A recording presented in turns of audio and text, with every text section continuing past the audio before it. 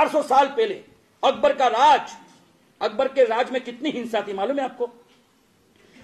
सवा शेर चिड़िया की जीभ का साग बना के उसको रोज चाहिए, सब्जी बनाकर वो खाता था। ये तो बहुत छोटा है। मैं आपको कुछ इस इतिहास के जो पन्ने आपके नजर के सामने नहीं आए, या शायद या आने वाले महाराज साहब ने आपको शायद उस इतिहास के पन्नों से वाकिफ नहीं किया है कि जिन शासन क्या कर सकता है।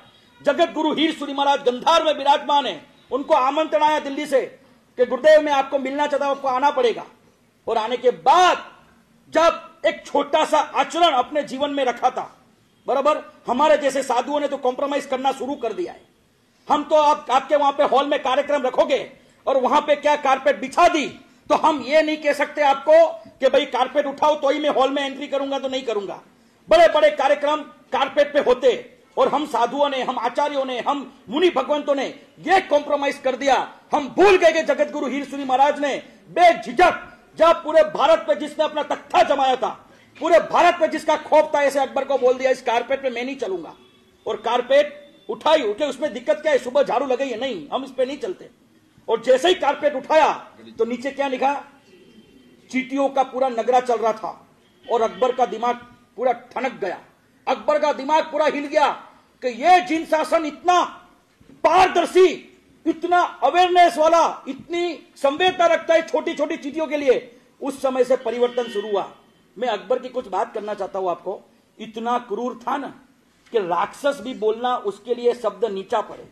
क्रूर नहीं, क्रूराती क्रूर भी बोलो ना तो वो शब्द भी उसके पीछे छोटा लगे। इतना क्रूर इंसान ये अकबर था। उसने अपने जीवन में कमरग नाम का शिकार किया था। कमरग शिकार नाम सुना है आपने? कमरग शिकार, यह शिकार में ऐसा था, अफगानिस्तान से उसकी मौसी का लड़का पंजाब पे अटैक किया और पंजाब पे अटैक करने आया था और ये अपनी 50,000 लाख की सेना लेकर निकल गया। सामने वाले सुल्तान के पास सिर्फ और सिर्फ 10,000 की सेना थी। पता लगा कि अकबर 1 लाख की सेना लेकर आ रहा है और वो पंजाब को छोड़ के भग गया, वापस अफगानिस्तान भग गया। अब ये अकबर पंजाब तक तो पहुंच गया। अब बोलते अब करना क्या, ऐसे तो फालतू का मैं कैसे जा सकता हूं। उसने सोचा कि कुछ मजा ली जाए, कुछ आनंद उठाया जाए। और आनंद उठाने के लिए उसने क्या किया? बैठ जाओ यहां पे साइड में। आनंद उठाने के लिए उसने क्या किया मालूम है? अपने सैनिकों को बोला 10 माइल स्क्वायर की जगह साफ की जाए, उस पर दीवार बनाई जाए, बाउंड्री वॉल बनाई जाए। उसके अंदर जितने भी जंगल में पशु है, कोई भी जाति के, चाहे खरगोश हो, चाहे हाथी हो, चाहे गधा हो, चाहे कुत्ता हो, जो कोई भी पशु दिखे उठा उठा के उसमें भर दिया जाए।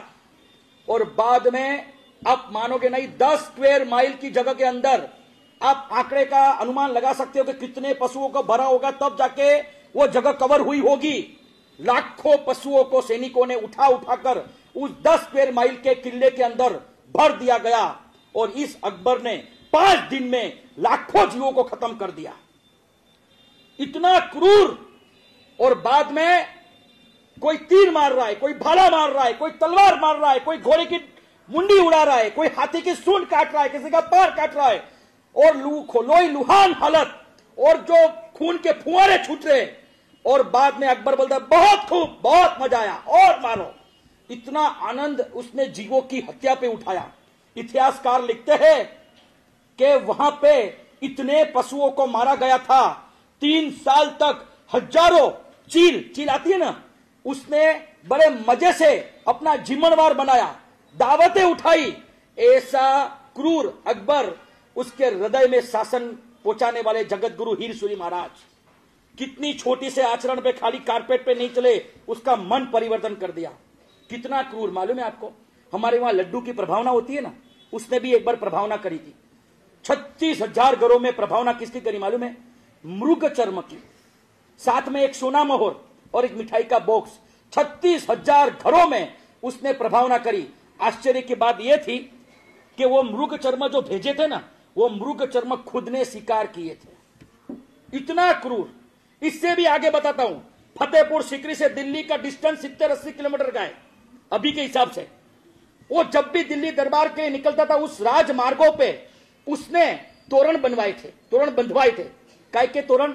एक हिरण का मुंह, 2 सिंह, एक हिरण का मुंह 2 सिंह, इस तरह से पूरा एरिया कवर किया था। उसमें 300 सिंह का भी शामिल होते हैं, ऐसा इतिहासकार कहते हैं। 300 सिंह की मुंडिया भी लटकवाई थी। इतना क्रूर, आपको सोच सकते हो कि इतने क्रूर इंसान के मन में दया पैदा करना, करुणा का भाव पैदा करना पॉसिबल है क्या? पर जगत गुरु हीर सूरी महाराज के रग रग में शासन बसता था। शासन के माध्यम से रग रग में प्रभु वीर की करुणा बसती थी, प्रभु वीर के दया के भाव बसते थे।